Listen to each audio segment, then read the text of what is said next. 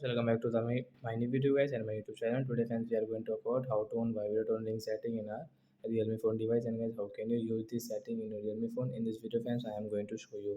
So before starting video friends, first of all go and subscribe the channel, click the bell icon, like my video friends. So first of all guys, open your phone setting to on guys your vibrate on ring setting, then guys scroll it.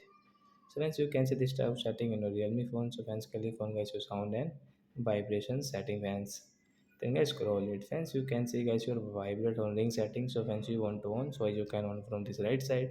So is your vibrate on ring on. So if when you call, when any call comes, so your phone will vibrate on ring settings. So guys, you can on from here, and guys you can use it.